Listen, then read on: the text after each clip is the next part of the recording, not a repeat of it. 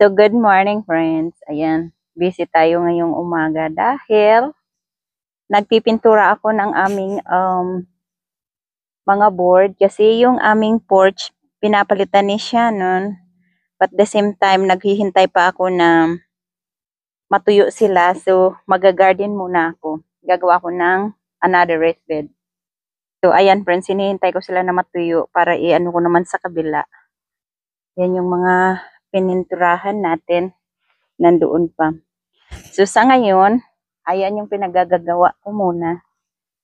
Yan, meron tayo ditong gloves kasi gagawa na naman ako ng another raised bed dito sa katabi nitong isa. Palapit tayo ng palapit sa bahay, friends. So, nilagyan ko ng ayan, di ko alam yung actual na, yung totoong pangalan niya, friends. Itong black stuff na landscape fabric something. So, para hindi tumubo yung mga grass dito ba, kasi ito magiging ano ko, footwalk kinda. Yan, tapos inano ko na rin sa ilalim ng hollow blocks kasi laging tinutubuan ng mga damo para hindi ako masyado madaming binubunot na buno in between sa mga butas-butas ng hollow blocks para hindi rin tayo magastos sa hollow blocks katulad ng dito. Yan, kita nyo yung raised bed ko dito. Dalawa yung nilagay ko kasi tinatakpan ko yung butas ng hollow blocks para hindi tumubo yung mga damo. So, sa ngayon, kukunin ko yan. Yan yung gagawin ko doon. Tapos, lalagyan ko na lang ulit ng yung black stuff na fabric na yan sa landscape. Di ko alam. Basta hindi ko alam ang pangalan niya. So, gagawa ako ulit ng isa pang raised bed doon dahil kita nyo, madami akong itatanim na broccoli tsaka pichay. No. Hindi siya pichay, cabbage.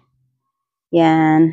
So, kasi ito rin dito, yung raised bed ko dito tuwing winter, katulad sa ngayon, lagi na siyang walang araw dahil yung mangga natin dito, lumalaki na siya, friends. So, yan, kita nyo, dalawang hollow blocks yung nilalagay natin. So, kukunin ko yan, tapos lalagyan na lang ng mga black stuff, yung mga butas-butas niya, para hindi na tubuan ng mga grass. O, diba, palapit tayo ng palapit sa bahay. Yun yung bahay. Tapos pag na pagod ako, tutuloy ko na naman yung ating pagpipintura para matapos tayo. So, sa ngayon, dito muna kayo tambay sa may lilim habang manood sa akin nagtatrabaho.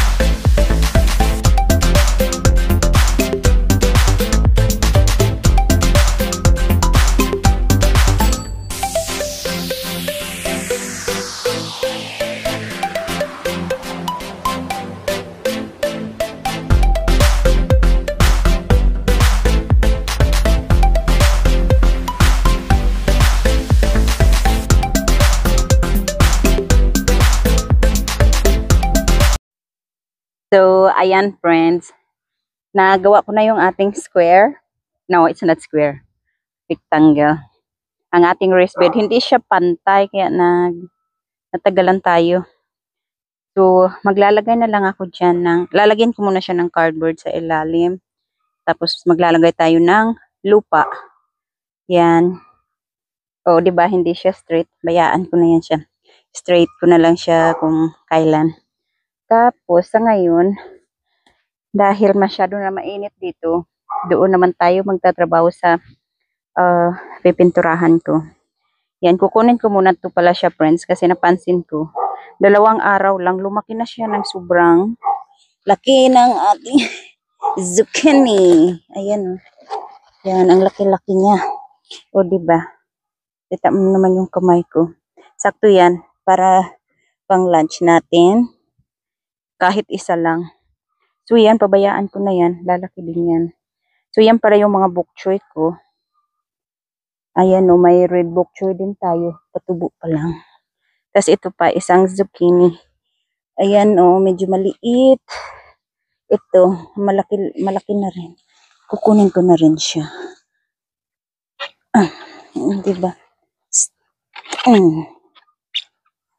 Diba? Ilang puno lang yung zucchini natin dyan. So, ayan siya, friends. Ang laki. Oh, dalawang zucchini natin. Ang laki nila. So, kung makikita nyo pala, friends, hindi ko siya pinantay doon. Saka ko na siya ipapantay dito sa isa. Pag medyo sinipag na ulit ako, kasi parang 3 blocks pa or 4 hanggang sa dulo. Sa ngayon yan muna. Madali lang naman yan. Kasi madami naman kaming hollow blocks doon. So sa ngayon medyo pagod na ako. Hinihingal na. Kaya dyan na muna yan. O diba? Straight na straight. Parang zigzag.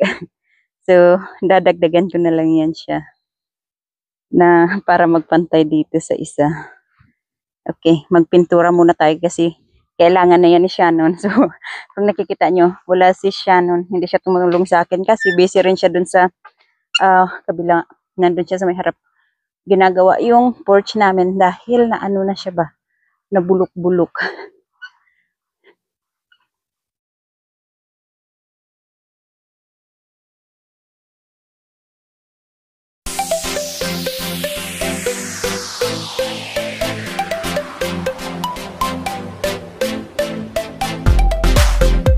So, ayan friends, at dahil tapos na tayong nagpintura, ayan, si Shannon di pa rin siya tapos. Kaya hindi niya pa nakakabit tong mga board na to. I changed my mind, friends. Hindi na pala muna ito yung lulutuin ko ang ating, hindi ito ang lulutuin natin ang aking zucchini. Kasi, gusto ko sabaw. Kukuha ako ng, ayan, meron na tayo ditong sili na pang sigang. Pwede to, ilalagay ko siya sa, yung may isda ako na bangus, friends, na inilagay ko sa air fryer. Parang prito siya ba? Ito ang ilalagay ko. Tapos, itong mga maliliit na talong, sandali lang ko ako gunting. Ayan, friends, ito yung talong natin. So, pwede na yan pang isang lutuan ng, ito pa may isa. Yan. Isang lutuan ba? Ayun, sobra pang liit ng isa na yun. May ano din tayo, yung jalapeno. So, tapos okra. Ayan. Kuha din tayo ng okra. Dahil gusto ko ng sabaw dahil ang init. Sandali lang. Ito yung okra natin. Yan. Okay. Ito pa. Yun pa yung mga okra natin nagkurikot. Ito. Ito pa.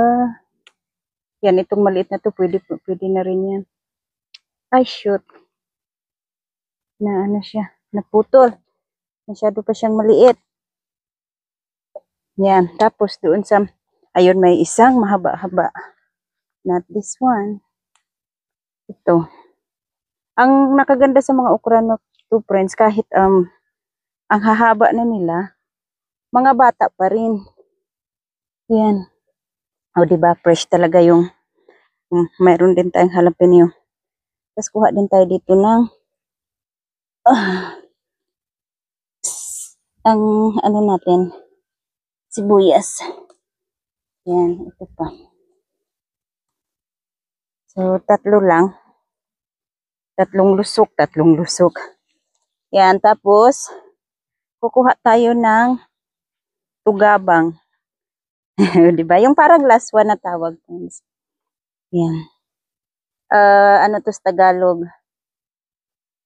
Kalimutan ko na naman to sa Tagalog. Ewan ko na, sandali nga. Saluyot pala, friends. Yan. Saluyot. Tapos, sandali. Hindi ko na siya damihan kasi maglalagay naman tayo ng malunggay. Yan. Ito pa. Yan. Tapos kuha tayo. Kukunin ko na rin yung, o diba nagsama-sama na to. Yan. Dito, kukuhanin din natin tong isang, meron ako ditong talong na puti. Ayan o. Nasaan na yung gunting natin? Ito, talong na puti ang init, friends. Ayan. So, okay na yan. Tapos itong ating, ito, ang alugbati. See? Sandali. So, di ko alam kung na-play ko yung friends. Kumuha tayo ng alugbati. Yan. Isang puno lang yung alugbati natin. Ito yung binili ko nung nakaraan. Tapos itatanim na lang natin yung mga tangkay na mapagkuhaan natin mamaya. Di lagyan na rin natin ng tanglad. O diba, since nandito lang naman tayo. Mga ilang, piraso lang. Yan. Dalawa lang. Dalawang tangkay. Kaso naputol na tong isa. Di dalhin na rin natin. Ayan. Yung video ko na siya. Tapos, punta na tayo sa, kailangan ko pala to. Patula. Ayan, ito yung patula natin na nandito sa ground. Actually, yung sa kabila, sa ground na rin yun. Wala yata tayo. Oh, never mind, meron. Ito. Ayan. Ayun po, oh. Kaso parang matanda na yun. Ito lang. Isa. Ang kukunin natin. Oh. See? Meron na tayo ngayon. Malunggay na lang kulang. Kukuha din tayo ng malunggay.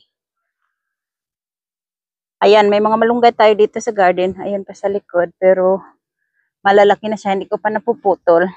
Kaya doon tayo kukuha sa may malapit sa bahay. Ayan, oh. Pwede rin dito na lang. Pero doon sa malapit sa bahay, super dami din. Pero since nandito na tayo, dito na lang din tayo kukuha. O, diba? May choices tayo saan tayo kukuha ng malunggay. Kasi ang dami. O, diba? Tama na to kasi madami na yung gulay natin.